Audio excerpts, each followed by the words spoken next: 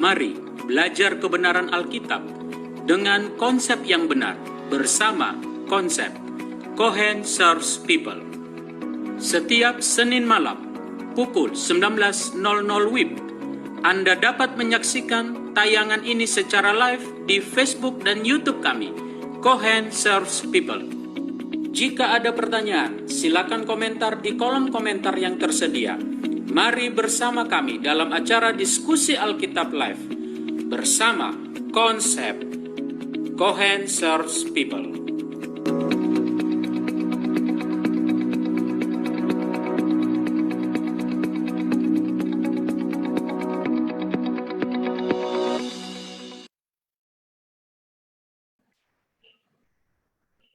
Selamat malam saudara-saudara kasih dalam Tuhan, sahabat konsep di mana saja Anda berada, yang sedang mengikuti secara live dari Facebook, yaitu acara konsep yang kita adakan setiap hari Senin malam.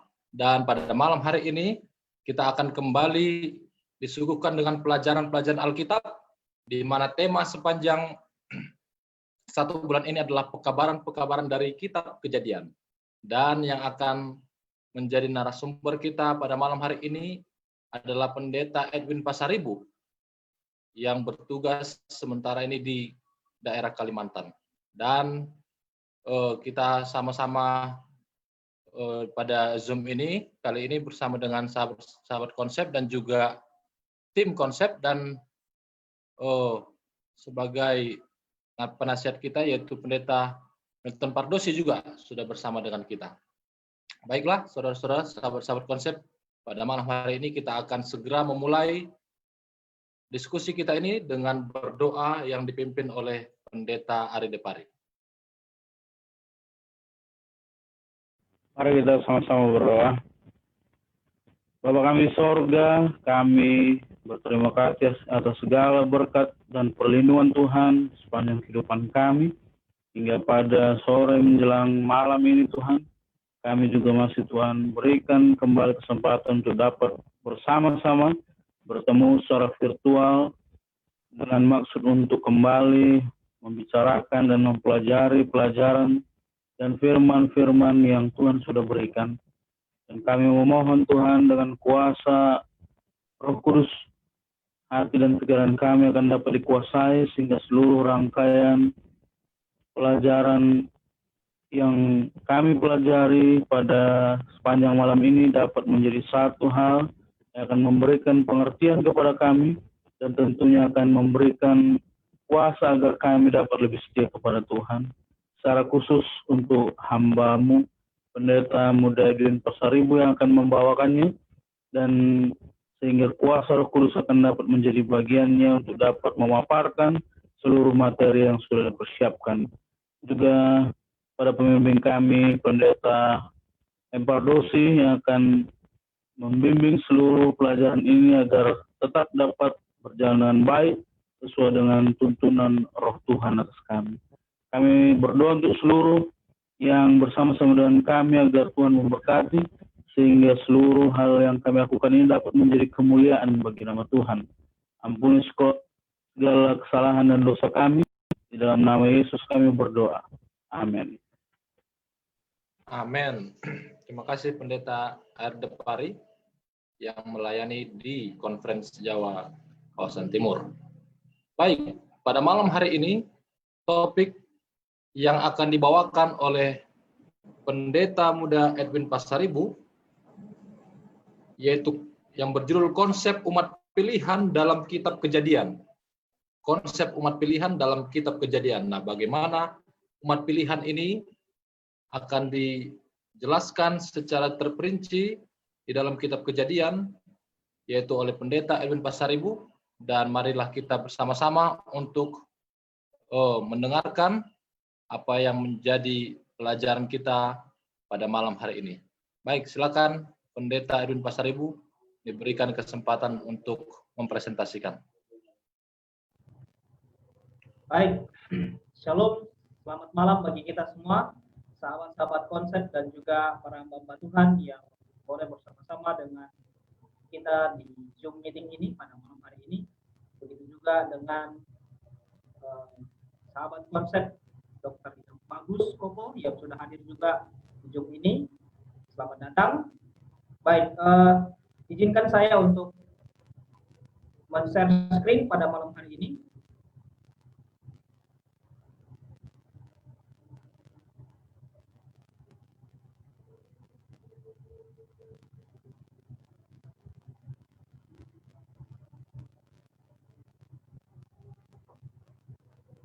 Baik, sudah kelihatan?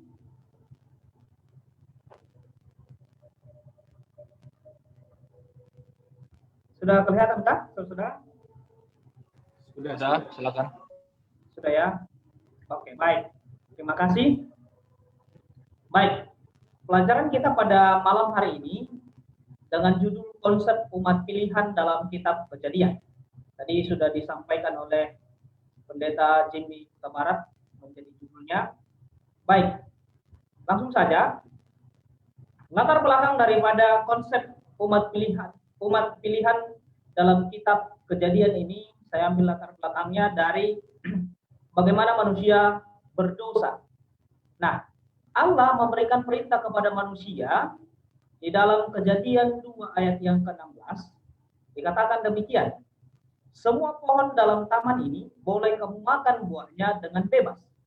Tetapi pohon pengetahuan tentang yang baik dan yang jahat itu, janganlah kamu makan buahnya. Sebab pada hari engkau memakannya, pastilah engkau mati. Nah, inilah perintah Allah atau hukum Allah yang diberikan kepada manusia pertama di Taman Eden. Tetapi di dalam Kejadian 3 ayat yang ke-6, perempuan itu melihat bahwa buah pohon itu baik untuk dimakan dan sedap kelihatannya. Lagi pula pohon itu menarik hati karena memberi pengertian. Lalu ia mengambil dari buahnya dan dimakannya. Dan diberikannya juga kepada suaminya yang bersama-sama dengan dia. Dan suaminya pun memakan. Baik, kita lihat di sini bahwa manusia dan perempuan itu telah melanggar hukum Allah. Tentu tidak lepas dari pada penggodaan daripada setan itu sendiri, yaitu iblis yang menggoda mereka untuk memakan buah pohon pengetahuan baik dan jahat. Maka apa yang terjadi kepada mereka? Akibatnya adalah kalau kita baca di dalam Kejadian pasal 3 ayat yang ke-16, Allah menghukum mereka, termasuk kepada perempuan itu Allah menghukum mereka, di mana kepada perempuan itu dia akan bersusah payah untuk mengandung, sakit bersalin, berahi kepada suaminya, dan juga kepada manusia itu Allah juga menghukumnya. Maka terkutuklah tanah oleh karena dia, dan dengan bersusah payah engkau akan mencari makananmu, semak duri akan dihasilkan bagimu, tumbuh-tumbuhan padang menjadi makananmu, sampai engkau kembali menjadi tanah. Inilah kutukan yang menjadi bahagian daripada manusia pertama itu ketika mereka telah melanggar hukum Allah. Dan di dalam Kejadian 3 ayat yang ke-23, Tuhan juga mengusir dia dari Taman Eden. Bukan hanya perempuan itu yang diusir, tapi mereka berdua diusir dari taman. Selanjutnya, di dalam Kejadian 6 ayat 1, ketika manusia sudah mulai bertambah banyak di jumlahnya di muka bumi, dan bagi mereka telah lahir anak-anak perempuan dan laki-laki, maka bertambahnya manusia dalam ayat yang kelima dalam Kejadian 6 ini, bahwa kejahatan manusia besar di bumi dan bahwa segala kecenderungan hatinya selalu membuahkan kejahatan semata-mata. Jadi manusia semakin bertambah juga kejahatan manusia, dan kecenderungan hati manusia selalu membuahkan akan kejahatan. Nah, di ayat yang ke-11 dalam Kejadian 6, adapun bumi telah rusak di hadapan Allah dan penuh dengan kekerasan. Inilah yang terjadi. Dan di ayat yang ke-12, Allah memilik bumi itu dan sungguhlah rusak benar. Sebab semua manusia menjalankan hidup yang rusak di bumi. Jadi, selain daripada bumi telah rusak, manusianya juga telah rusak. Inilah yang menjadi latar belakang daripada pembahasan kita pada malam hari ini mengenai konsep umat pilihan. Nah, pada malam hari ini ada beberapa batasan masalah yang akan saya bahas pada malam hari ini. Yang pertama adalah apa arti umat pilihan itu? Yang kedua, apa latar belakang Allah memilih satu kelompok tertentu? Yang ketiga, apa tujuan Allah memilih satu kelompok tertentu? Yang keempat, bagaimana Allah memilih umat pilihan? Syarat dan prosesnya bagaimana? Baik, mari kita bahas satu persatu. Yang pertama adalah, apa arti umat pilihan? Nah, dalam Kamus Besar Bahasa Indonesia, arti kata pilihan adalah sesuatu hasil yang dipilih dari yang terbaik lewat proses ataupun kriteria yang ada. Jadi, dapat disimpulkan, kalau kita lihat, kalau digabungkan, umat pilihan adalah satu kelompok atau satu umat yang khusus, yang dipilih dari antara orang-orang yang ada untuk menjadi umat milik Allah secara khusus. Nah, di mana Allah memiliki misi kepada umat pilihan ini. Di antaranya ada beberapa, ada 3. Yang pertama adalah misi yang dikhususkan, dan juga misi untuk kedatangan juru selamat, dan misi untuk sementara. Nah, sekarang kita lanjut ke pelajaran yang kedua atau pertanyaan yang kedua. Apa latar belakang Allah memilih satu kelompok tertentu? Yang pertama adalah, ketika manusia sudah semakin banyak di bumi ini, maka kejahatan manusia pun semakin besar di bumi. Di dalam Kejadian 6 ayat 5, ayat 11, dan ayat yang ke-12 tadi mengatakan bahwa manusia semakin jahat dan kecenderungan hatinya selalu membuahkan kejahatan semata-mata. Dan bumi semakin rusak di hadapan Allah, penuh dengan kekerasan. Dan Allah melihat bahwa bumi sungguh rusak benar. Dan yang ketiga, manusia juga menghentikan penyembahan kepada Allah dengan penyembahan kepada diri sendiri dan menyombongkan diri. Ini di dalam Kejadian 11 ayat yang keempat. Mungkin minggu yang lalu kita masih ingat dan masih segar di ingatan kita bagaimana proses daripada manusia itu ingin menggantikan penyembahan kepada Allah itu kepada dirinya sendiri melalui Babel. Nah, yang dibawakan oleh hamba Tuhan Pendeta Muda Jimmy Utabarat di minggu yang lalu. Jadi ini bagian daripada latar belakang kenapa Allah memilih satu kelompok tertentu. Yang keempat adalah Allah menyesal dan Allah hendak membinasakan manusia yang telah berdosa. Di dalam Kejadian 6 ayat 7 dan ayat yang ke-13. Dan yang kelima adalah Allah, tetapi di dalam menyesalan Allah itu, Allah menaruh kasih karunia terhadap umatnya. Seperti kepada Nuh, Abraham, Yakub, hingga kepada bangsa Israel. Untuk apa? Ada satu tujuan atau ada satu misi khusus yang akan disampaikan kepada umat pilihan tersebut. Nah, sekarang bagian yang ketiga. Apa tujuan Allah memilih satu kelompok tertentu? Tujuan umum memilih umat pilihan adalah memberikan perbuatan Allah yang besar. Dalam 1 Petrus 2 ayat yang ke-9, inilah tujuan umumnya. Bahwa umat pilihan itu tujuannya adalah memberitakan perbuatan Allah yang besar. Itu yang pertama. Dan yang kedua adalah dalam konteks umat pilihan di dalam kitab Kejadian, saya bawa dari kisah daripada Nuh, Abraham, sampai kepada Yakub, bahkan Yusuf, di mana tujuan Allah memilih satu kelompok tertentu adalah untuk menyatakan penyembahan yang benar kepada manusia. Kita bisa dapat baca di dalam Kejadian 12 ayat 7, ayat 8, dan Kejadian 13 ayat yang ke-18. Bagaimana ketika Abraham berada di tanah Sinear, dia tetap apa? Tetap menyembah kepada Allah dan mendirikan mezbah di sana. Di tanah Sikem. Dia tetap apa? Dia tetap menyembah Allah yang benar. Dan yang ketiga adalah untuk mengikis roh mementingkan diri.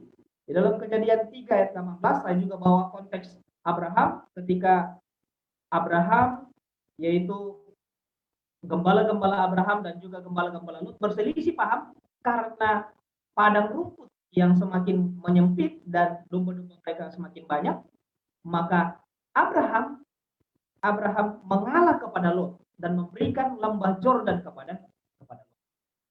Nah, yang keempat, menjadi model bagi bangsa lain. Nah, ini kita bisa lihat di dalam Matius 10 ayat yang pertama sampai ayat yang keempat, bagaimana Allah juga memilih atau mengasingkan 12 murid yang disebut juga 12 rasul untuk menjadi model untuk satu tujuan tertentu, untuk pekabaran akan kebenaran Tuhan kepada semua orang. Dan 12 rasul ini diutus untuk apa? Ke seluruh. Dan yang kelima adalah Tuhan memiliki misi khusus untuk umat pilihan. Di antaranya misi khusus, misi kedatangan juru selamat, dan misi sementara. Nah, mari kita lihat misi khususnya. Siapa itu? Nah, di dalam Kejadian 7 ayat 1, Allah memilih Nuh.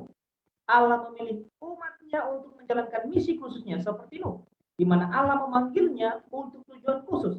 Apa tujuannya? Dalam Kejadian 7 ayat 1, lalu Tuhan berfirman kepada Nuh, masuklah ke dalam bahtera itu, engkau dan seisi rumahmu, sebab engkaulah yang kulihat benar di hadapanku di antara orang zaman ini.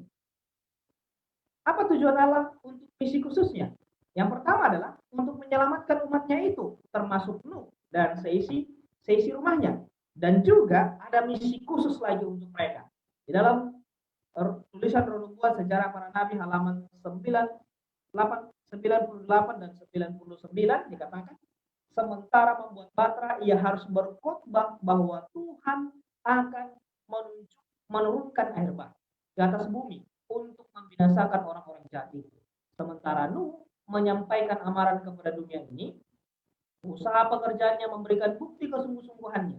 Setiap pukulan tukang terhadap bahtera itu merupakan satu kesaksian kepada orang banyak. Jadi, tujuan Allah secara khusus bagi Nuh atau bagi umat pilihannya itu adalah untuk menyatakan pekabaran tentang penghukuman Allah melalui air bah dan mengkhotbahkan akan kebenaran dan juga akan amaran akan penghukuman Allah kepada orang-orang sejaman dan memberikan kesaksian kepada manusia yang hidup pada saat itu untuk hidup benar dan mengikuti segala perintah Tuhan.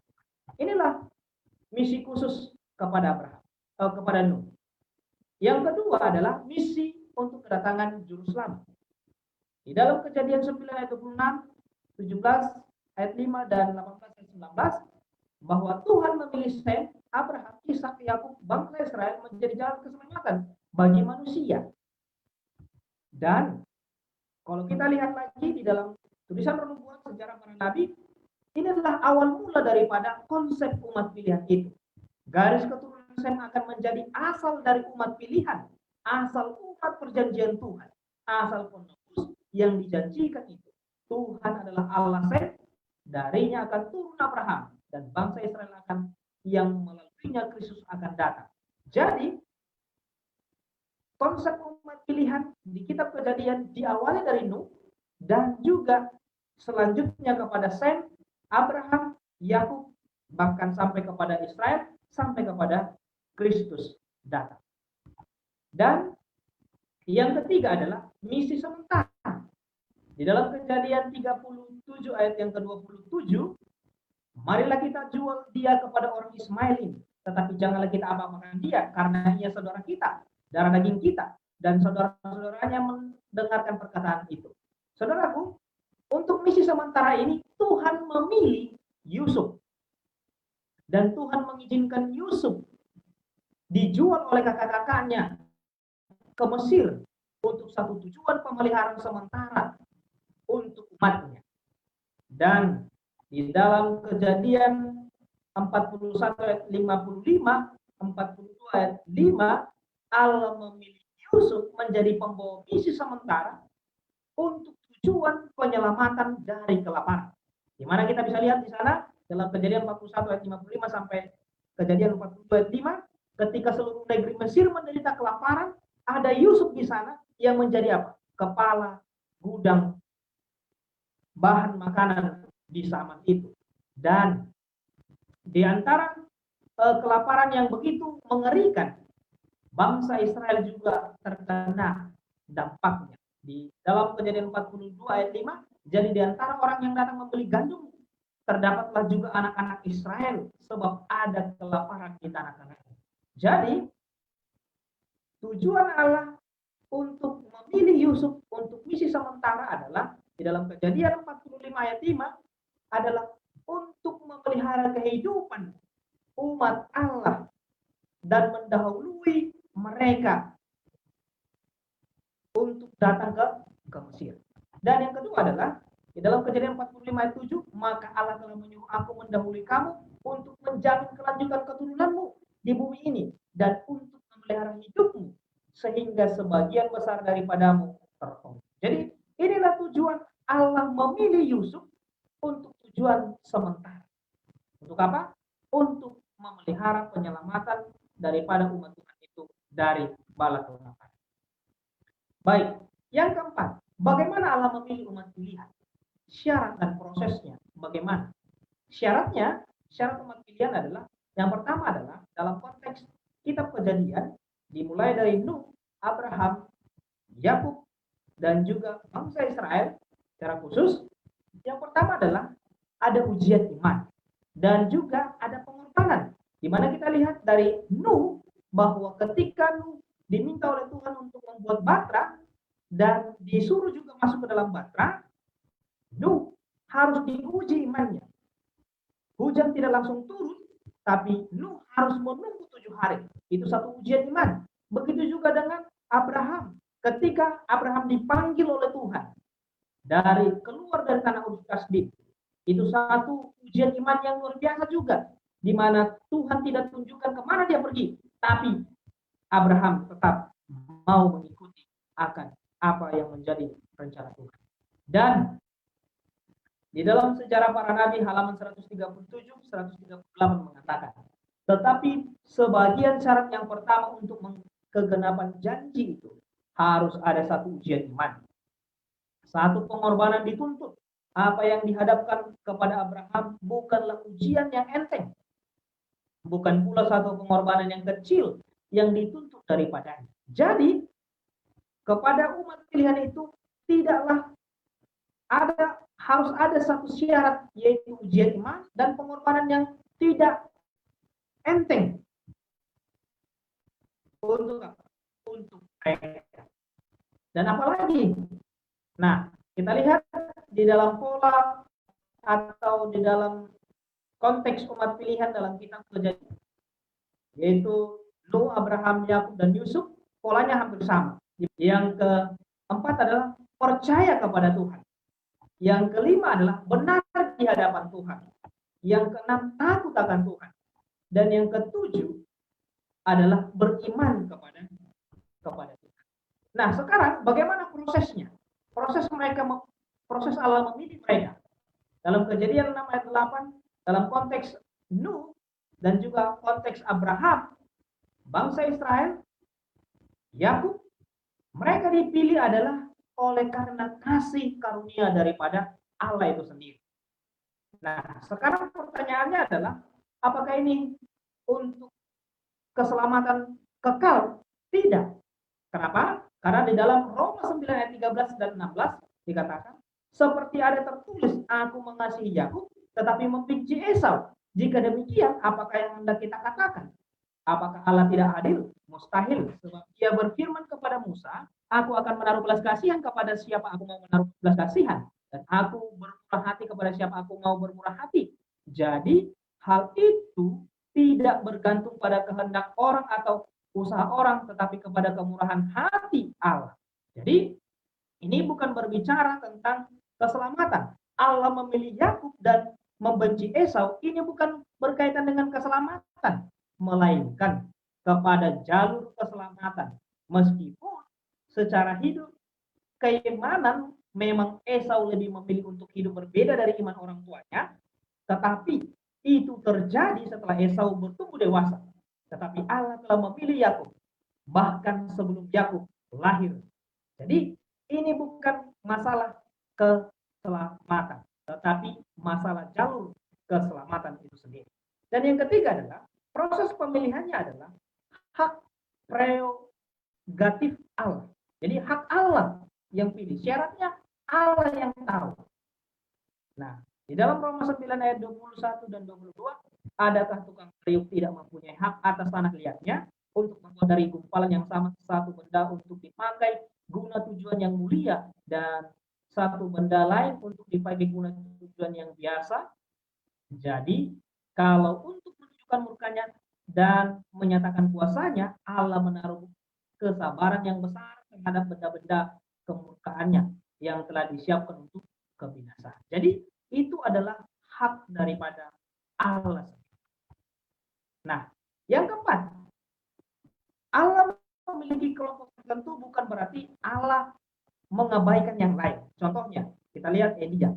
Allah katakan, aku mengasihi meninggalkan 7.000 orang dalam Roma 11 ayat 3 sampai 5. Jadi, ini hanya khusus pekerjaan Elia. Tidak ada kaitannya dengan keselamatan ataupun hidup kekal. Jadi, kenapa Allah memilih satu kelompok tertentu? Karena Allah ingin apa? Ingin melakukan satu tujuan. Apa tujuannya? Tadi misi khusus, misi untuk juru selamat, misi untuk sementara, penyelamatan sementara. Jadi dapat disimpulkan dari pembahasan yang kita telah lihat tadi, maka dapat kita simpulkan konsep umat pilihan dapat dilihat dari dua elemen ini. Yang pertama adalah bagaimana Tuhan memilih mereka dan apa yang menjadi kriterianya. Dan yang kedua, apa tujuan pemilihan mereka?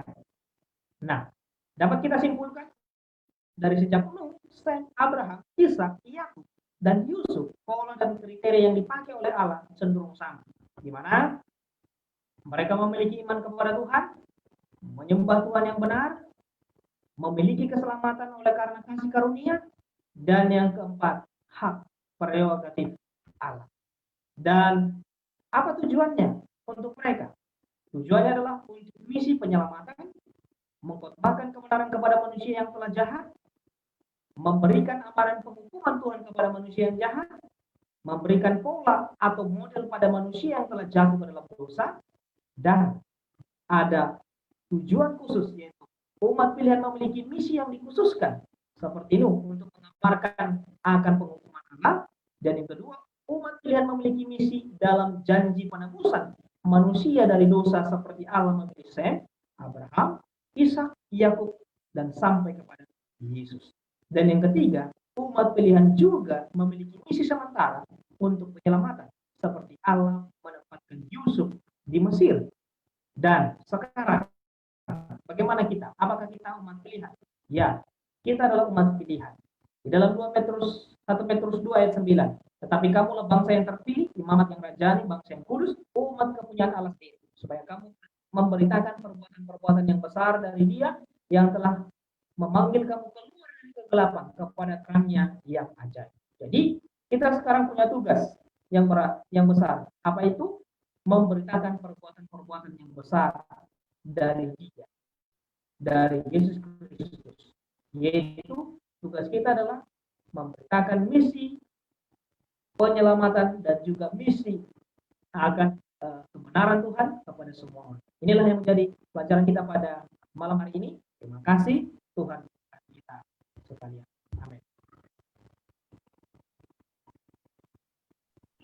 Baik, puji Tuhan. Terima kasih untuk pemaparan yang sudah disampaikan oleh Pendeta Muda Edwin Pastaribu mengenai topik yaitu konsep umat pilihan dalam Kitab Kejadian. Lalu kita sekarang akan masuk ke forum diskusi tanya jawab. Di chatroom ini saya sudah melihat ada beberapa pertanyaan yang akan dijawab oleh narasumber Pendeta Edwin dan juga tim konsep lainnya yang mau berbagi jawaban. Yang pertama ada dari Saudara Irwan Manulang ya di sini. Apakah Tuhan sejak awal penciptaan sudah menentukan umat pilihan, baik perseorangan atau berkelompok? Ya, ini ada Pendeta Muda Irwan Manulang ya. Terima kasih atas pertanyaannya. Boleh langsung ditanggapi Pendeta Edwin Pasaribu, persilakan. Baik, terima kasih Pendeta Muda Irwan Manula. Baik, dalam penciptaan, Allah menciptakan manusia itu Adam dan Hawa. Dan setelah mereka berdosa, maka manusia semakin bertambah tadi di dalam Kejadian 6 ayat 1, manusia mulai bertambah banyak, dan dalam Kejadian 6 ayat 5, manusia semakin jahat, maka Allah berencana untuk apa? Membinasakan manusia itu semua. Tetapi ada satu kelompok yang Tuhan lihat berbeda dari manusia-manusia yang jahat tadi. Nah, itulah Nuh. Nah, tadi pertanyaannya apakah ada Tuhan sudah buat satu kelompok atau satu pribadi untuk umat pilihan? Dari jawaban saya, ya. Tuhan sudah rencanakan untuk keselamatan. Dan Tuhan memilih itu atas kasih karunia kepada satu kelompok tertentu. Seperti Nuh. Kalau kita lihat di dalam Kejadian 6 ayat 8, bahwa Allah mengasihi Nuh. Allah menaruh kasih karunia-Nya kepada Nuh. Jadi Allah yang memilih Nuh, dan juga nanti garis keturunannya Sem, Yakub, dan juga Abraham, Yakub, dan sampai kepada bangsa Israel. Terima kasih. Baik, terima kasih Pendeta Edwin sudah dijawab. Mungkin ada yang lain yang mau memberikan tanggapan atas pertanyaan ini, dipersilakan. Dari tim konsep lainnya yang ada di Zoom ini.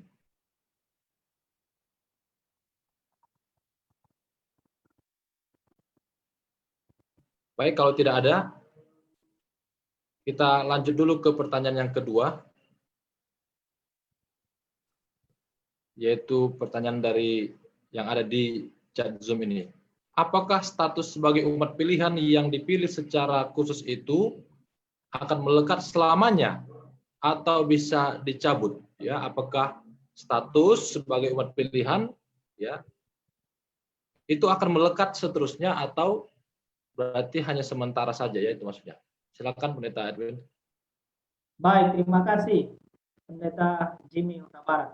Baik, status umat pilihan dalam konteks khusus untuk menyatakan kebenaran Allah. Jadi tadi kan ada syarat-syarat Tuhan, ada poin-poinnya yang Tuhan mau minta dari umat pilihan itu. Nah, kalau itu dilanggar oleh umat pilihan itu atau umat yang dikhususkan untuk menyatakan kebenaran Tuhan, barang tentu pasti apa? Pasti akan Tuhan cabut. Contohnya adalah raja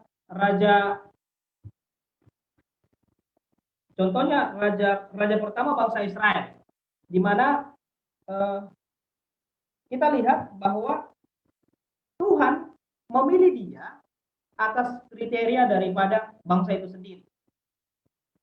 Tetapi oleh karena dia gagal mempertahankan misi khusus itu untuk dia, maka Tuhan apa? Tuhan tolak dia.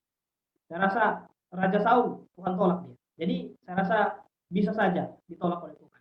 Terima kasih.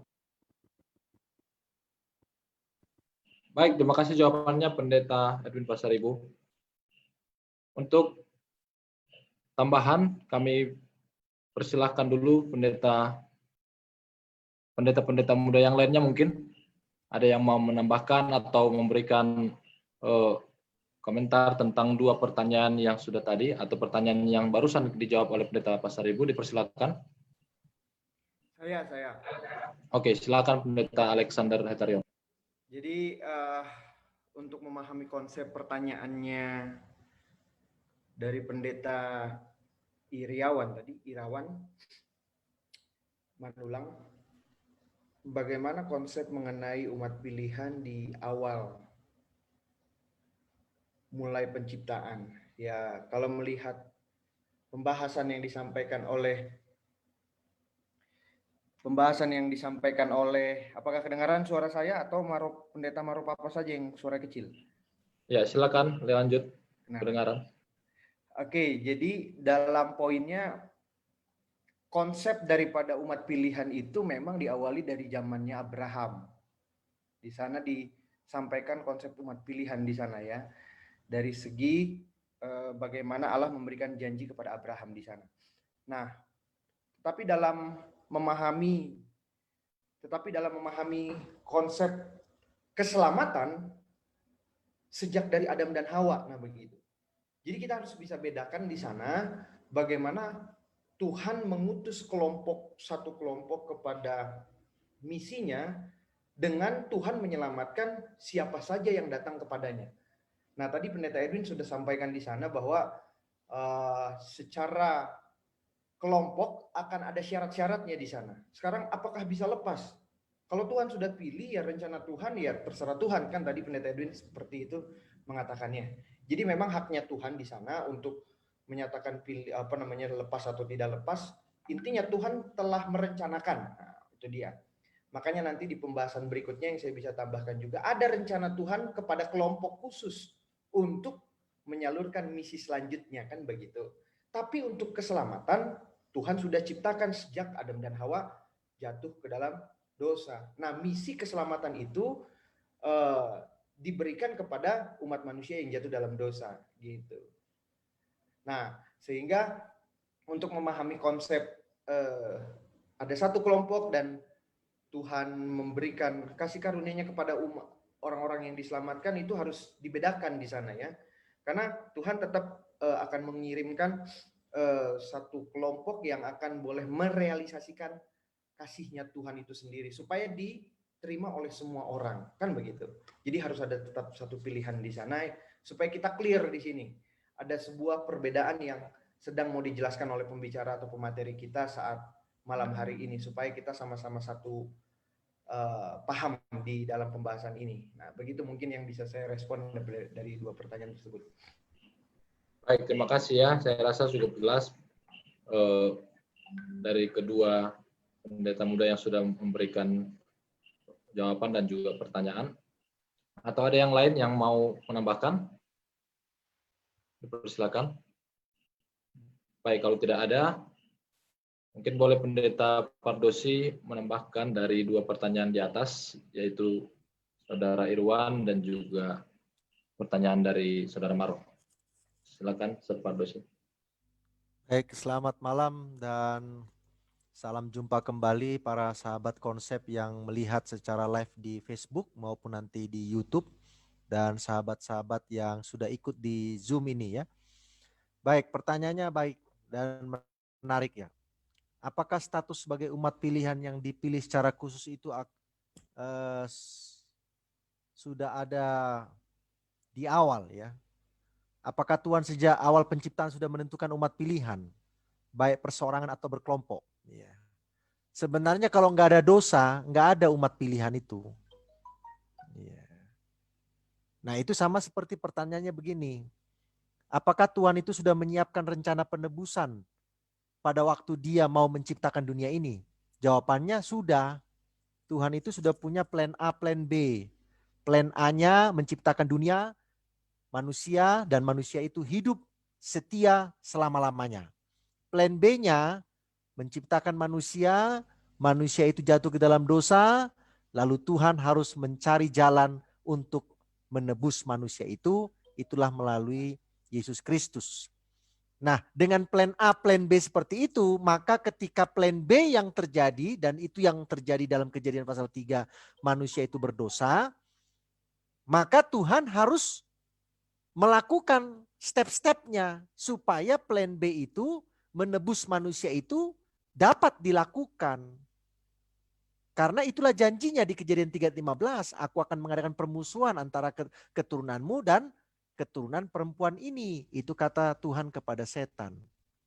Jadi ketika manusia berdosa, maka plan B dengan memilih satu kelompok, satu keluarga, satu umat untuk menjadi jalur datangnya keselamatan dan untuk menjadi juru kabar keselamatan kepada dunia, itu harus terjadi. Ya, karena Allah itu sudah menyiapkan rencananya.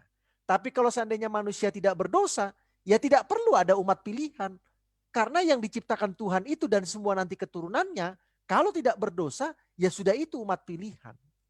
Ya kan? Karena manusia itu hidup dalam apa? Dalam kekudusan, ya. Yang kedua, apakah status sebagai umat pilihan yang dipilih secara khusus akan melekat selamanya atau bisa dicabut? Ya tergantung. Ini untuk tugas apa begitu ya. Kalau Israel kan dicabut. Ya, kita tahu nubuatan dalam Alkitab karena Israel itu pada akhirnya menolak Yesus Kristus dan puncaknya adalah menolak pekerjaan dari rasul-rasul, yaitu menolak Stefanus, maka Israel itu ditolak Tuhan sebagai umat pilihan secara bangsa. Tetapi secara pribadi demi pribadi Israel itu masih digunakan Tuhan sebagai umat pilihan. Buktinya apa? Ya buktinya rasul-rasul itu masih menginjil kemana-mana. Dan rasul-rasul itu kan orang Yahudi. Tetapi secara bangsa, status umat Israel sebagai umat pilihan itu tidak lagi berlaku. Berarti kan bisa dicabut sesuai dengan keadaan. Ada juga umat pilihan itu secara pribadi. Dipilih untuk misi tertentu. Ya, contohnya seperti Yunus itu dipilih. Tapi dia seperti bandel. Tapi Tuhan tetap ngotot dengan Yunus. Betul enggak? Karena memang tujuan Tuhan bukan sekedar mau menyelamatkan Niniwe. Tapi Tuhan mau mengajarkan kepada Yunus bagaimana cara kerja Tuhan menyelamatkan manusia dengan kasihnya yang luar biasa. Ya, kalau seandainya kita kan dengan Yunus membangkang dia melawan Tuhan, ya udah biarin aja ditelan ikan mati di dalam laut, selesai persoalan. Betul enggak? Tetapi karena memang Tuhan punya dua tujuan, mau mengajari Yunus dan juga melalui pekerjaan Yunus maka Israel bangsa Niniwe itu bisa dituntun kepada pertobatan, maka walaupun Yunus sudah melawan Tuhan, tapi Tuhan tetap pakai Yunus. Ya, sampai akhirnya misi Tuhan selesai dan Yunus pun akhirnya berdiskusi dengan Tuhan dan kesimpulan dari buku Yunus itu tidak ada tentang Yunus.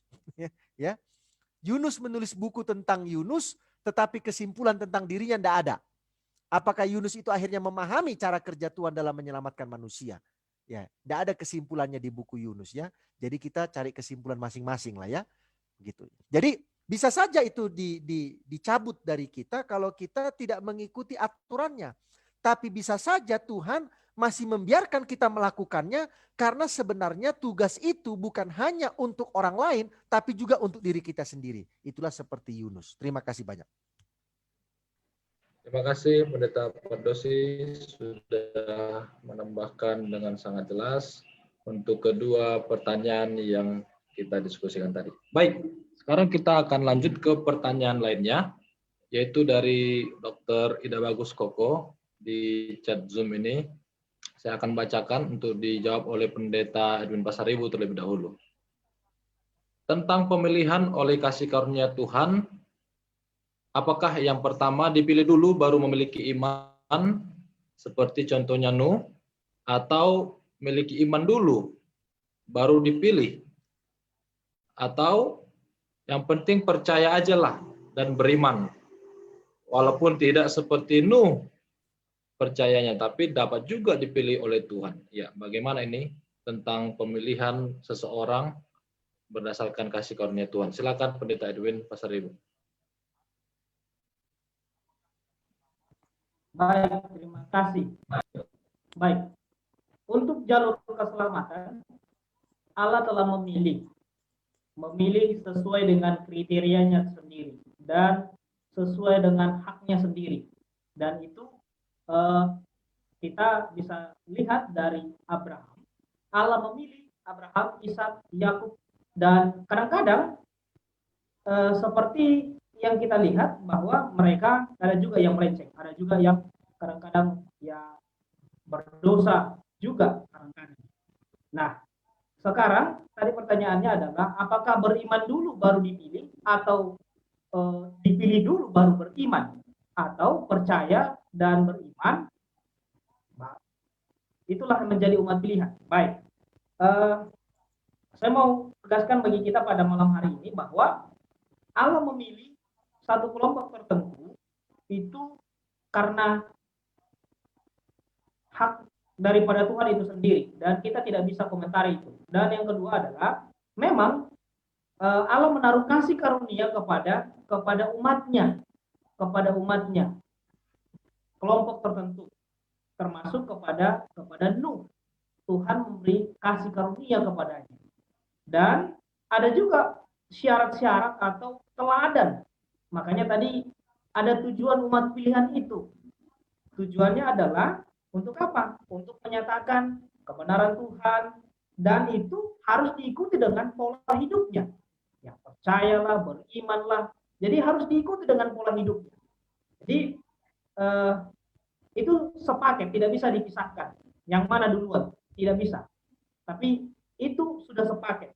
Dan itulah yang menjadi kriteria dan juga artinya tujuan Tuhan memilih mereka menjadi umat pilihan. Terima kasih. Baik, terima kasih Pendeta Edwin Basaribu sudah menjawab pertanyaannya. Jadi ada kriteria ya, daripada yang mau dipilih Tuhan, dan Tuhan yang memiliki hak untuk memilih memberikan kasih karunia. Ada tambahan yang lain yang memberikan tanggapan sehubungan pertanyaan ini? Mungkin begini, Pendeta Muda Jimmy. Silakan Pendeta Alex. Kita coba tanyakan dulu juga sama Koko Ida Bagus. Dari pertanyaan ini, kan tadi sudah disampaikan konsep yang juga disampaikan oleh Pendeta Pardosi. Jadi konsep yang mau dimaksudkan oleh Dr. Koko Ida Bagus ini, umat pilihan secara keseluruhan yang diselamat, atau si kelompok itunya yang membawa misi itu. Nah, itu perlu di-clearkan dulu supaya nanti kita akan bisa jawab poin 1, 2, dan 3 di situ. Kelompoknya yang punya misi membawa keselamatan untuk dunia atau secara keseluruhan, nah begitu. Kira-kira. Karena di sini dibilang saya masih bingung tentang pemilihan. Nah, pemilihan apa ini? Pemilihan oleh kasih karunia Tuhan itu pemilihan apa itu? Pemilihan orang yang diselamatkan atau pemilihan kelompok yang punya misi? Ah, gitu dia.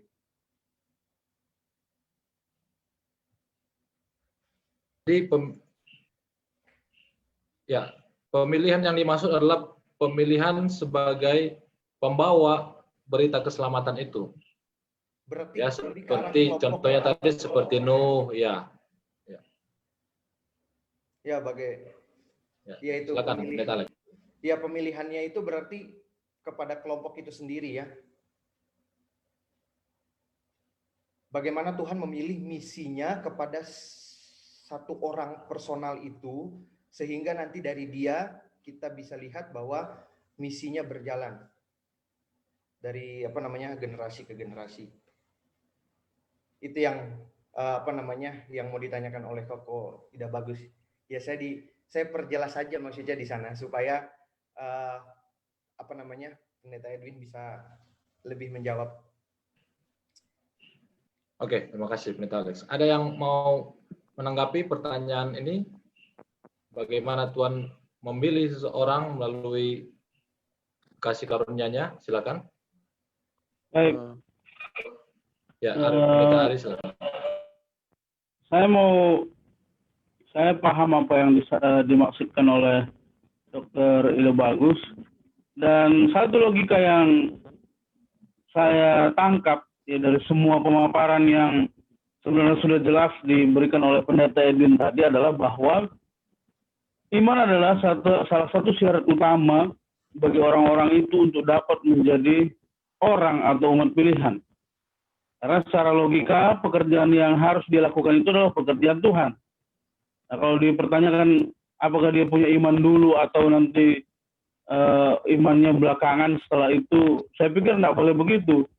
Karena dasar dari semua orang yang bekerja dan terpilih di Alkitab itu, karena mereka punya iman kepada Tuhan. Ya, memang ini bicara iman sangat luas, karena yang paling dasar itu kan seseorang itu mengakui eksistensi dari Tuhan dan lain sebagainya. Bahkan sampai di kasus Rasul Paulus sekalipun, ya, kita sudah bahas kemarin bagaimana dia pada dasarnya adalah musuh dari orang-orang percaya sekalipun. Tapi kalau ditanya apakah dia beriman kepada Tuhan, sudah pasti. Ya. Dan kalau dilihat setelah iman, maka itu yang akan sesuai dengan kondisi orang tersebut. Tuhan bekerja sesuai dengan standarnya dan sesuai dengan kondisi orang-orang yang dia pilih. Ya, sehingga kalau pertanyaan yang ditanya ini saya pikir cukup jelas ya. Apakah Tuhan memilih orang-orang yang beriman dulu? Sudah pasti iman adalah salah satu syarat, dan saya pikir Pendeta Edwin tadi sudah memaparkan cukup jelas bahwa itu adalah satu kesamaan yang terjadi di antara semua orang-orang pilihan yang melakukan pekerjaan-pekerjaan Tuhan, bahkan sampai hari ini yang melakukan pekerjaan penginjilan haruslah memiliki iman kepada Tuhan. Dan kita belajar mengenai iman di righteousness by faith yang lalu itu, bahwa iman itu diberikan melalui kasih karunia. Jadi tidak ada yang membingungkan di situ ya. Melalui kasih karunia Tuhan dan dengan pilihan yang dipilih oleh manusia untuk memiliki iman tersebut. Terima kasih. Baik, terima kasih Pendeta Hari Depari yang sudah menambahkan jawaban dari pertanyaan Dr. Koko Ida Bagus. Baik. Ada yang lain yang mau memberikan tambahan? Teman-teman pendeta muda yang ada di Zoom? Baik, selamat malam, Pastor. Ya, silakan, Pendeta Dwi Jaya, silakan ya. Ya, tujuan untuk pemilihan ini kan untuk misi di mana umat yang dipilih ini melakukan tugasnya, yaitu menyampaikan kabar keselamatan atau memelihara kebenaran itu sampai masa tertentu. Ya, otomatis Tuhan sudah punya kriteria di mana supaya tugasnya ini dapat dikerjakan dengan baik oleh mereka, begitu. Walaupun mereka memiliki banyak kekurangan dan sebagainya. Jadi otomatis bahwa dia ini akan memiliki iman kepadanya, sehingga dia bisa mengerjakan tugas keselamatan itu. Ketika orang Israel tidak beriman kepada Tuhan Yesus, dia tidak bisa lagi menjadi juru kabar keselamatan itu. Karena apa? Keselamatan itu kan Yesus yang harus dikabarkan, tapi dia menolak Yesus. Nah, pertanyaannya apakah tadi dia beriman dulu baru dipilih, atau dipilih dulu baru nanti orang ini bisa beriman? Ada kondisi di mana bisa beriman dulu baru dipilih, ya, karena memang orang ini sudah beriman, kemudian Tuhan lihat bahwa dia bisa melakukan pekerjaan itu, maka dipilih, gitu. Tapi ada orang yang dipilih dulu, ya kan? Karena apa dipilihnya itu sebelum dunia ini ada sudah dipilih. Sebagai contoh adalah Rasul Paulus, ya kan? Sebelum dia beriman sudah direncanakan oleh Tuhan. Tuhan sudah melihat masa depan bahwa dia ini akan menjadi juru kabar keselamatan bagi Tuhan. Gitu. Jadi saya pikir pemilihan itu kan sudah sebelum kita lahir ini Tuhan sudah pilih kita. Tetapi tetap juga ada namanya kita hak prerogatif di mana kita mau menerima itu sebagai pilihan Tuhan, kemudian menjalankannya atau tidak. Begitu. Saya pikir agak susah kita mau bedakan. Tetapi yang pasti bahwa sebelum kita lahir, Tuhan sudah memilih kita. Ya, Tuhan sudah memilih kita sehingga kita bisa melakukan pekerjaan. Karena apa? Dia tahu apa yang akan terjadi di masa akan datang. Ya, dia mengerti. Walaupun pada akhirnya apakah kita bisa melakukan pekerjaan itu dengan baik atau berhenti di tengah jalan, tapi Tuhan sudah memilih kita. Ya, Rasul Paulus dipilih sebelum dia lahir. Ya, kalaupun misalnya dia menolak, dia akan Tuhan akan melakukan banyak hal supaya apa? Dia bisa melakukan pekerjaan itu dengan baik kalau memang sudah dipilih. Ya.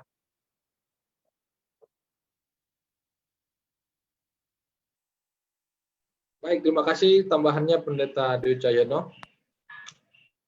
Baik, kalau tidak ada yang lain, mungkin waktu ini kita berikan kepada Pendeta Pardosi untuk menjawab pertanyaan dari Dr. Koko Ida Bagus. Silakan, Dr. Pardosi. Baik, terima kasih atas pertanyaannya. Ya, ini menarik ya. Jadi kita harus bedakan memilih yang dilakukan Tuhan itu untuk misi apa ya? Yang paling utama adalah misi penyelamatan. Juru selamat ini lahir dari keturunan siapa? Kan di dunia ini kan banyak keturunan.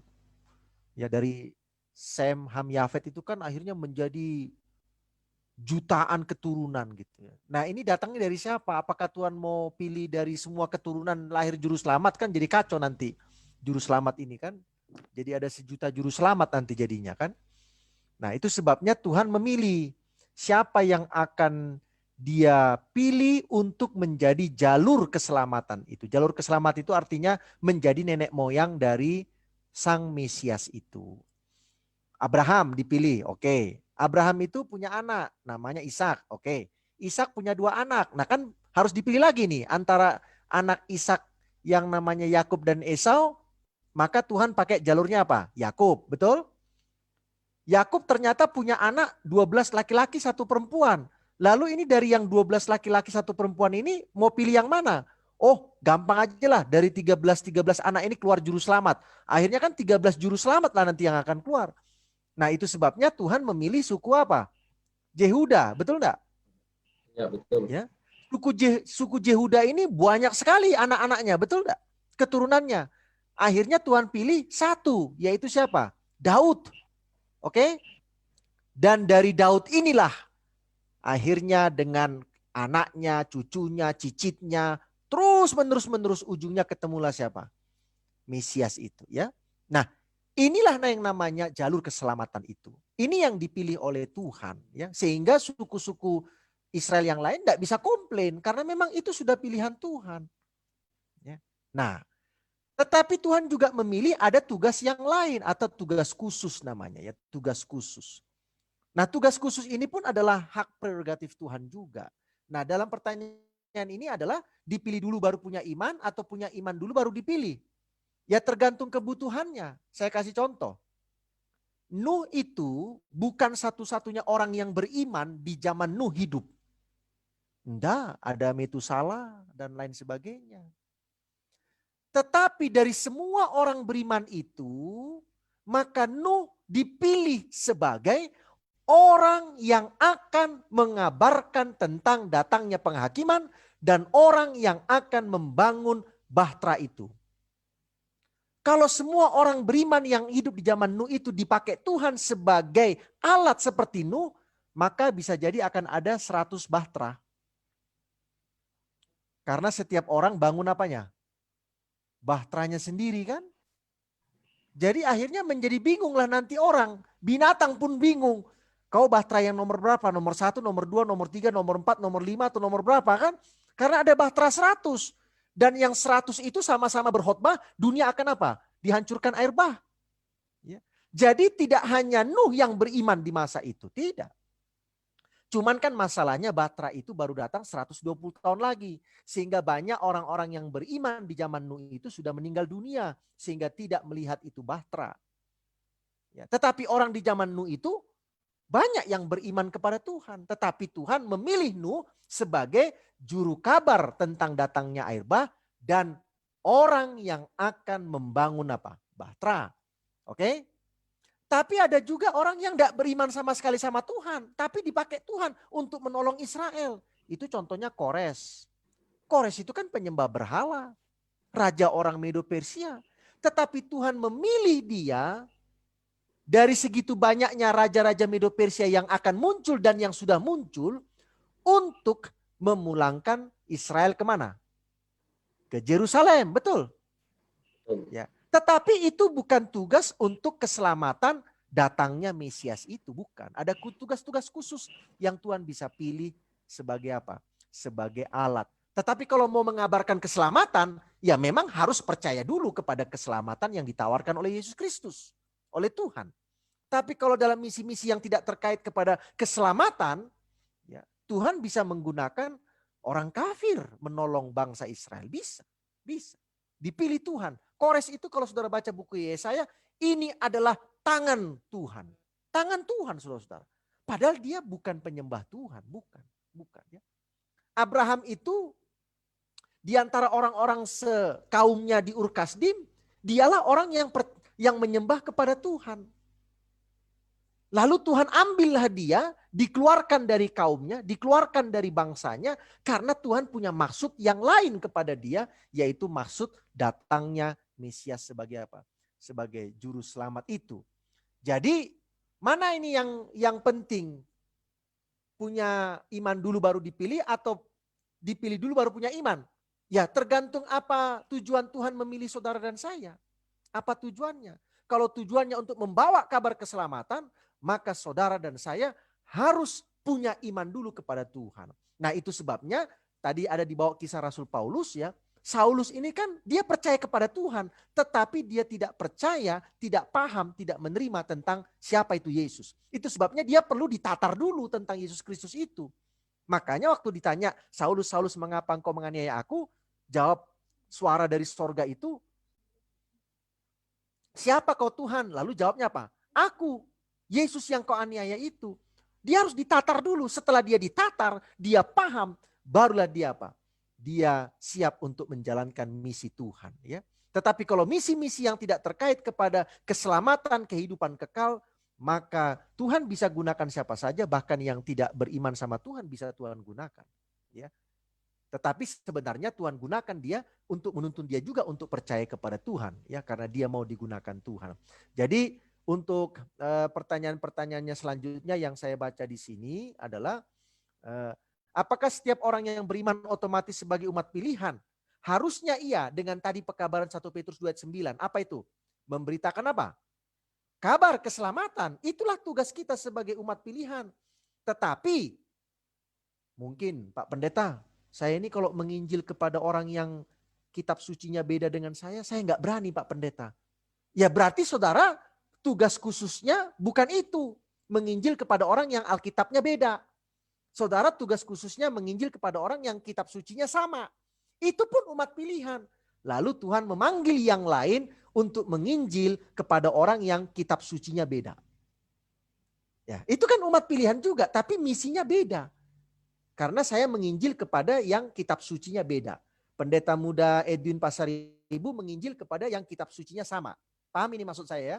Saya tidak mau menyebutkan status agama, tapi beda kitab suci. Ini adalah misi umat pilihan. Jadi kalau saudara menerima keselamatan dari Yesus Kristus, maka saudara pun dipilih untuk menjadi umat pilihan dengan misi yang khusus. Misi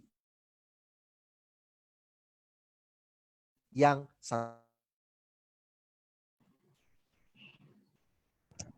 Baik, terima kasih. Mana lebih baik, jadi umat pilihan atau umat yang sisa? Ini beda atau sama? Ya, silakan. Pendeta Edwin Pasaribu, mana lebih baik menjadi umat pilihan atau umat yang sisa? Silakan Pendeta Edwin Pasaribu. Baik, terima kasih. Baik, umat pilihan tadi kan jalurnya ada 3. Tadi untuk khusus dan juga jalur keselamatan dan misi sementara. Nah, sekarang apa bedanya atau mana lebih bagus, umat pilihan atau umat yang sisa? Nah, di zaman kita sekarang ini, umat pilihan atau jalur untuk keselamatan tidak lagi, karena sudah selesai, di mana juru selamat itu sudah datang, yaitu Yesus Kristus sudah datang. Nah, tugas kita adalah di zaman akhir ini, yaitu memberitakan perbuatan Allah yang besar di dunia ini, dan kita termasuk adalah umat yang sisa itu, atau umat yang telah keluar dari kegelapan kepada terang yang ajaib. Lewat apa? Lewat sudah percaya, beriman kepada Tuhan, dan kita punya tanggung jawab untuk apa? Untuk menyatakan kebenaran kepada semua orang. Jadi mana lebih baik? Ya punya tanggung jawab masing-masing. Tidak ada yang lebih baik, punya tanggung jawab masing-masing di dalam misi Tuhan untuk kita masing-masing. Terima kasih. Baik, terima kasih Pendeta Edwin Pasar Ibu. Mungkin saya mau menambahkan sedikit ya. Jadi umat pilihan itu dia ada lagi yang khususnya lagi ya. Udah khusus, ada lagi khususnya, yaitu umat yang sisa. Jadi umat yang sisa bagian dari umat pilihan tentunya. Sehingga inilah yang memiliki pekabaran yang akan diberitakan kepada orang-orang sesuai dengan apa yang ditulis dalam umat yang sisa di dalam kitab Wahyu. Itu mungkin sedikit tambahannya. Baik, ada yang mau menanggapi terkait pertanyaan Pendeta Adrian? Gini, saya mau detail lagi, lebih perjelas. Apakah umat yang sisa itu bisa dibilang mereka itu adalah umat Tuhan Seventh-day Adventist?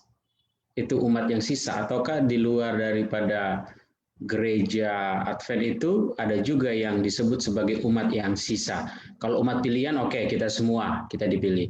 Tapi apakah umat yang sisa itu hanya orang-orang yang kita sebut orang Advent, ataukah di luar itu juga umat yang sisa ada? Oke, baik. Ini pertanyaannya langsung ditanggapi dulu oleh Pendeta Edwin Pasaribu, atau bahkan kita semua yang mau menanggapi, silakan. Tidak harus narasumber juga bisa, nggak apa-apa. Silakan yang mau menanggapi. Ada di sini Pendeta Jeremy Mutajulu, Pendeta Ari Depari, Pendeta Wijayono, Pendeta Maru, silakan menanggapi. Ya. Silakan Pendeta Edwin. Baik, terima kasih. Mungkin kita bisa lihat juga ciri-ciri umat yang sisa itu. Di dalam Wahyu 14 ayat 12, yang penting di sini ialah ketekunan orang-orang kudus yang menuruti perintah Allah, iman kepada Yesus Kristus. Jadi, ciri-ciri umat yang sisa itu adalah, atau umat pilihan itu, menuruti perintah Allah dan juga beriman kepada Yesus Kristus. Jadi di luar daripada itu, apakah masih ada umat yang sisa? Di luar daripada itu berarti dia tidak termasuk umat yang sisa. Karena perlu ada apa? Ciri-cirinya tadi, di mana tekun, menuruti firman Allah, menuruti perintah Allah, dan beriman kepada Kristus. Itu mungkin dari saya. Terima kasih. Artinya masuk dalam kerajaan surga itu bukan hanya umat yang sisa ya, tapi semua umat pilihan, umat yang sisa ataupun yang selain itu pasti itu hak Tuhan ya. Mau masuk surga atau tidak itu haknya Tuhan ya. Bukan berarti kita mengklaim bahwa hanya umat yang sisa yang masuk surga ya, bukan ya.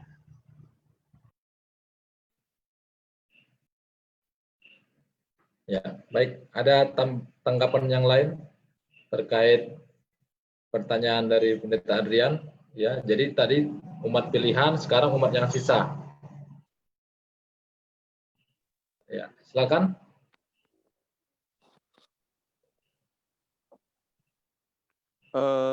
Mungkin kita perlu perjelas dulu definisi daripada umat yang sisa. Disebut sisa artinya bahwa artinya sisa yang setia, ya, sisa yang setia. Dan dari umat yang sisa ini, Tuhan menggunakan sebagai juru kabar ataupun benteng untuk tugas di mana mempertahankan atau sebagai mercusuar umat yang memelihara hukum-hukum Tuhan, ya, yang taat kepada Tuhan. Jadi sepanjang zaman Tuhan punya umat yang sisa. Dan Tuhan punya umat yang sisa di berbagai tempat dengan ukuran kasih karunia. Ya, Tuhan punya umat yang sisa di gereja Advent. Tuhan juga punya umat yang sisa di bangsa-bangsa lain ataupun di golongan-golongan yang lain. Ya, Tuhan selalu punya umat yang sisa di tempat yang berbeda menurut ukuran kasih karunia. Jadi umat yang sisa secara khusus untuk menjadi benteng terakhir tentu saja ada satu umat yang khusus, begitu. Tetapi jika dikaitkan dengan menurut ukuran kasih karunia, ada di agama-agama lain yang juga bisa dikatakan ada di antara mereka umat-umat yang sisa, yang pada akhirnya nanti akan dikumpulkan menjadi satu. Jadi Mereka inilah akan menjadi umat pilihan, di mana Tuhan akan bekerja melalui mereka untuk menjadi benteng terakhir pertahanan pemelihara hukum-hukum Tuhan. Saya pikir itu yang saya mengerti mengenai umat yang sisa. Terima kasih. Ya, terima kasih. Bagaimana Pendeta Adrian? Baik, boleh mungkin dilanjutkan ke pertanyaan yang masuk selanjutnya. Baik, terima kasih. Kita akan lanjut ke pertanyaan yang lain.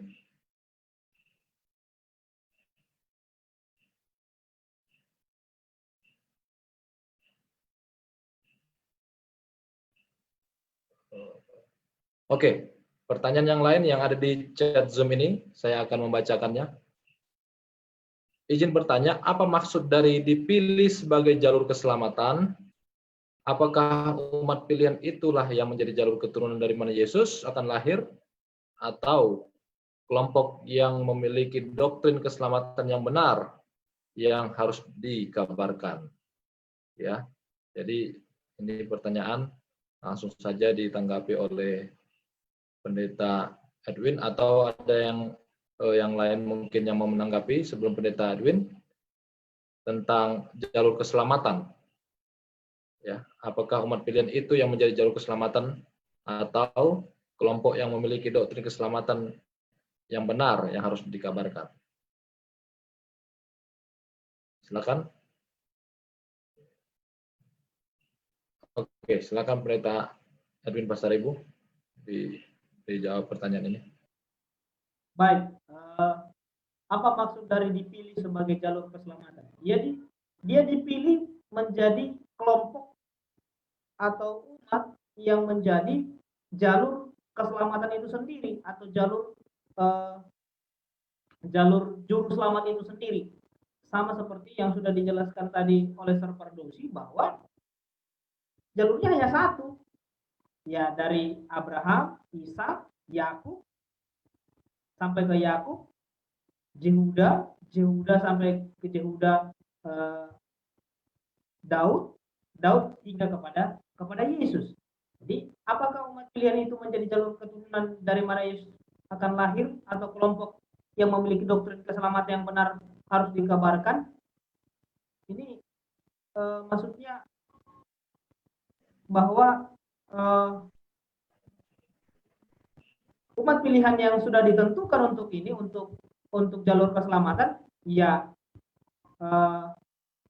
tentu menjadi kelompok yang sudah dipilih oleh Tuhan untuk menjadi jalur keselamatan. Dan ini pertanyaan yang kedua ini yang kurang saya mengerti, mungkin boleh diperjelas juga. Ya, mungkin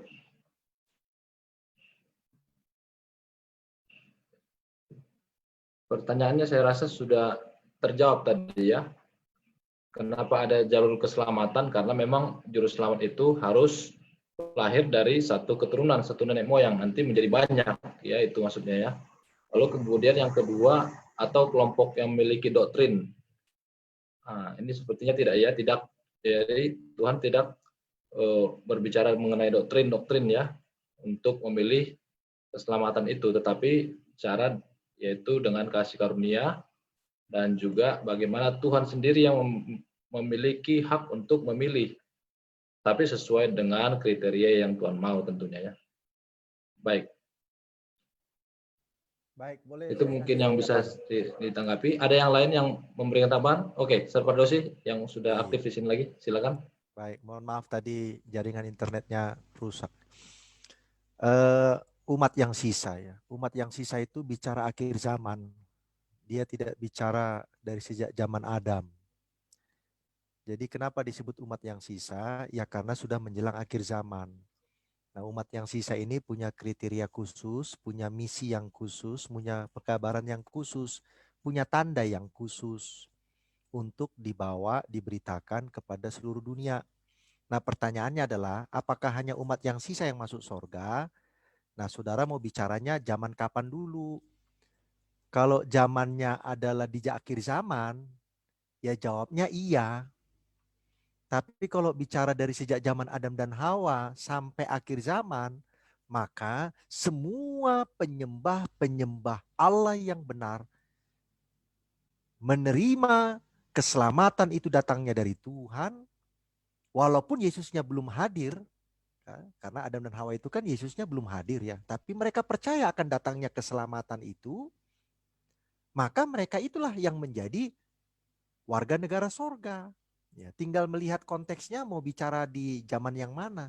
Tapi kalau di akhir zaman, maka yang akan masuk ke dalam kerajaan sorga dalam konteks akhir zaman adalah orang-orang yang memenuhi kriteria umat yang sisa di akhir zaman itu, yang dalam buku Wahyu itu kan. Ya, intinya adalah yang menerima meterai Allah, menolak tanda binatang. Jadi apakah itu hanya gereja Advent? Ya, kalau ada kelompok yang lain yang akhirnya menerima meterai Allah dan menolak tanda binatang, ya mereka pun berhak juga untuk menerima apa? Kehidupan kekal. Ya, jadi konteks umat yang sisa di buku Wahyu itu adalah konteks akhir zaman. Ya, dengan ciri-ciri atau kriteria yang lebih khusus, tapi intinya sebenarnya sama aja dari sejak Adam dan Hawa, yaitu menerima Tuhan sebagai pencipta, penebus, menyembah Tuhan itu sebagai pencipta, sebagai Tuhan, sebagai penebus, dan menerima jalan keselamatan yang ditawarkan oleh Tuhan melalui siapa? Yesus Kristus. Ya, nah, saya kira itu saja komentar saya. Kalau tadi tentang umat pilihan itu jalur keselamatan, tadi saya sudah terangkan kalau saya tidak lupa ya, dan itu hanya terkait kepada datangnya Mesias Juru Selamat ya. Nah, kita sekarang juga adalah umat pilihan dengan pekabaran yang khusus, umat pilihan di akhir zaman. Ya, dengan ciri-ciri yang khusus, menuruti hukum Allah, iman kepada Yesus Kristus, memiliki kesaksian Yesus atau roh nubuat, ya, dan lain sebagainya. Ada 10 itu di buku Wahyu ya. Mudah-mudahan saudara pendeta muda masih hafal. Kalaupun sudah lupa, ya paling tidak dihafal yang perlu dihafal ya. Yang 10 itulah hafal maksud saya, gak ada pilihan lain ya. Ya, terima kasih banyak. Baik, terima kasih Pendeta Pardosi sudah menambahkan tentang pertanyaan seputar umat yang sisa dalam buku Wahyu. Baik, untuk waktu ini kita tiba pada closing statement dari pembicara dan juga dari Pendeta Pardosi. Dan yang pertama dari pembicara dulu yaitu Pendeta Edwin Pasaribu, nanti langsung dilanjutkan oleh Pendeta Pardosi. Dipersilakan. Baik, terima kasih. Saya mau bacakan kembali 1 Petrus 2 ayat yang ke-9.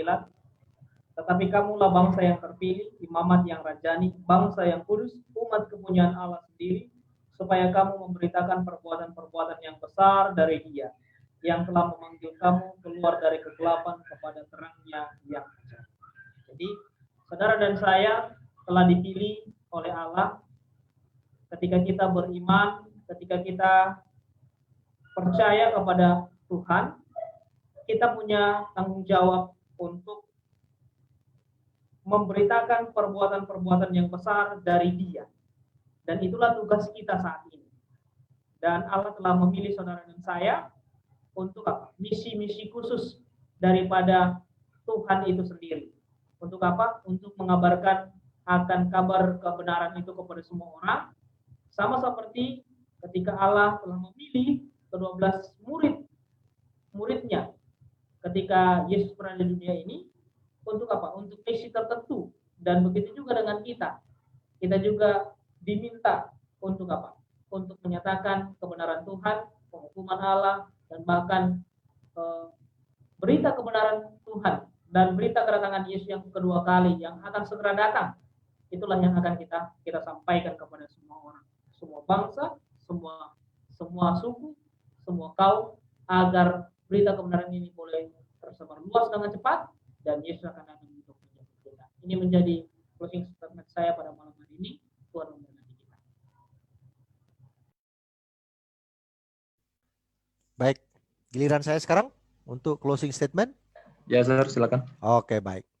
Jadi bagi sahabat-sahabat konsep yang mengikuti dalam diskusi ini, baik secara live Facebook atau nanti di YouTube, menarik saudara memahami konsep umat pilihan dalam kitab Kejadian ya. Mungkin tidak terlalu banyak juga yang membahas konsep umat pilihan dalam kitab Kejadian itu, tetapi dasarnya di situ ya. Sebenarnya saudara-saudara, banyak konsep-konsep yang dia dalam Alkitab itu semua dasarnya di Kejadian ya. Dan 1 bulan ini kita belajar beberapa konsep itu di dalam buku Kejadian.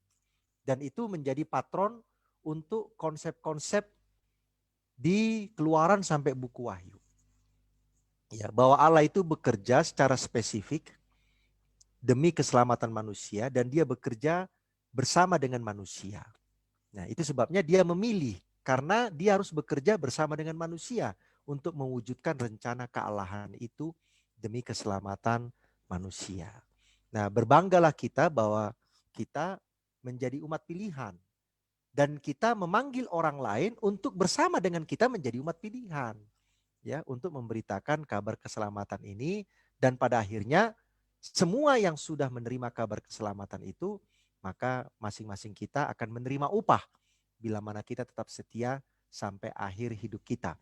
Jadi saya mendorong kepada kita semua banyaklah gali buku Kejadian karena di situ saudara akan menemukan banyak sekali konsep tentang pekabaran-pekabaran dasar dari seluruh Alkitab yang menjadi patron, model, pattern untuk konsep itu berkembang di seluruh Alkitab. Terima kasih banyak, Tuhan memberkati.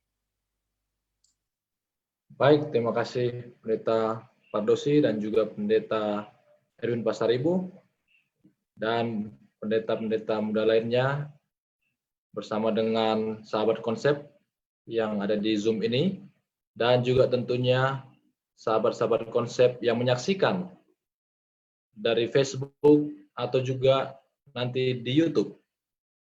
Demikianlah pelajaran kita pada malam hari ini. Kiranya semua kita memahami konsep umat pilihan yang ada dalam buku Kejadian, sehingga kita dapat menjadi umat-umat Tuhan yang tetap teguh di dalam iman kita sampai Yesus datang kedua kali. Baik, pada saat ini kita akan menutup diskusi kita ini. Kami undang Pendeta Maropapa Sitorus untuk doa tutup. Apakah ada? Oke, dipersilakan, Pendeta. Baik, mari kita bersatu dalam doa. Terpujilah Engkau Tuhan oleh karena kemurahan dan kasih-Mu yang begitu luar biasa. Di malam hari ini Tuhan kami telah mempelajari kebenaran firman Tuhan.